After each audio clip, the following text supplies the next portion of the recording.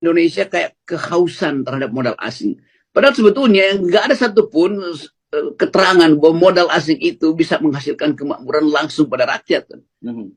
Kereta cepat itu yang naik itu siapa? Itu orang yang berdasi yang naik, itu rakyat cuma nonton keretanya lewat itu. Jalan tol yang punya motor doang nggak bisa masuk jalan tol, dan akibatnya jalan tol dinaikin tuh karena tahu bahwa yang lalu lintas di situ adalah orang yang punya uang, maka naikin jalan tol yang sebetulnya hak rakyat kecil, dan beban itu kemudian dijatuhkan ke pundak rakyat melalui pembebanan pada harga BBM kan segala macam.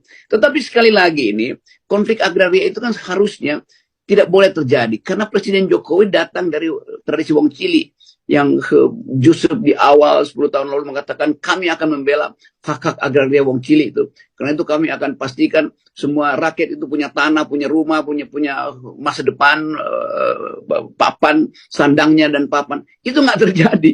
Jadi begitu orang lihat itu seringkali cuma dengan spanduk kecil, ini proyek strategis nasional, ini proyek strategis presiden, itu ketakutan udah muncul.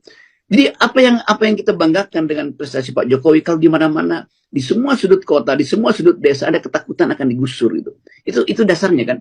Jadi rasa aman secara batinnya itu nggak ada. Jadi kedamaian memang nggak tercipta selama Pak Jokowi, terutama di bidang agraria. Konflik agraria itu konflik yang paling banyak memakan korban selama Presiden Jokowi memerintah.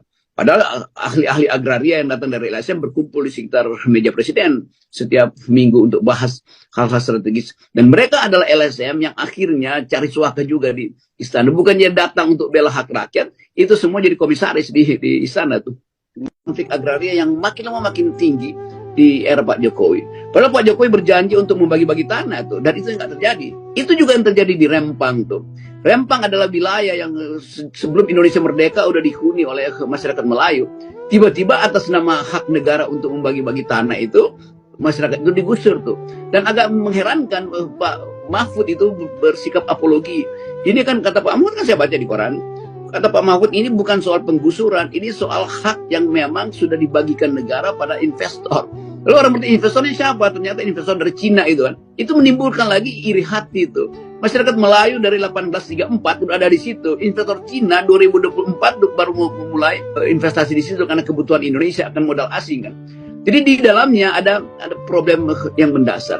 Ini komunitas yang udah jadi. Kalau bilang itu merampas hak investor, itu negara harus kembalikan pada investor. Loh di situ ada sekolah. Sekolah itu artinya negara menyetujui ada komunitas di situ kan. Anak-anak itu justru yang berhak untuk meneruskan hak mereka belajar dengan tenang di Rempang, bukan investor. Jadi kita mau lihat itu dari dimensi kesejarahan, itu hak masyarakat adat di situ untuk merawat kultur di situ. Oh ini gampang nanti kita pindahin. Begitu dipindahin kulturnya bubar itu, dipindahin ke rumah susun segala macam. Jadi yang kita sebut sebagai keadilan sosial dan martabat manusia, kemanusiaan yang adil itu nggak diperlihatkan. Walaupun akhirnya Pak Sigit mengakui bahwa iya itu ada kekerasan, karena itu kembali pada negosiasi. Tapi justru Pak Mahfud yang bersikeras, itu nggak perlu sebetulnya negosiasi itu ya, itu belas kasihan doang bisa tuh. Jadi kelihatan bagaimana negara itu arogan terhadap rakyatnya sendiri.